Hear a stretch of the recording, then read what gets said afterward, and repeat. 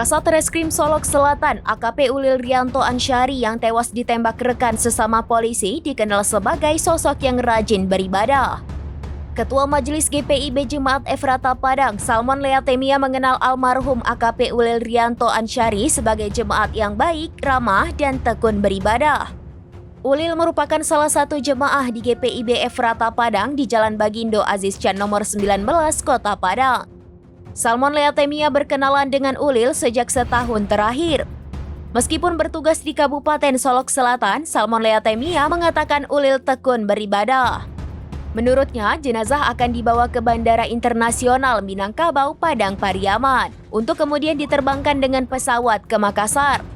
Salmon Leatemia mengatakan dirinya sudah berkomunikasi dengan GPIB Makassar.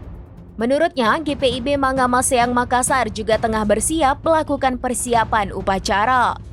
Sebagai informasi, Kasat Reskrim Polres Solok Selatan AKP Ulil Rianto Ansyari tewas ditembak Kabak Opsir AKB Dadang Iskandar pada Jumat 22 November 2024. Informasi yang diterima tribunpadang.com, aksi polisi tembak polisi ini terjadi di Mapolres Solok Selatan yang berlokasi di Jorong Bukit Malintang Barat, Nagari Lubuk Gadang, Kecamatan Sangir sekitar pukul 00.43 waktu Indonesia bagian Barat. Ulil Rianto Ansyari dibawa ke Rumah Sakit Bayangkara, Polda Sumbar di Kota Padang.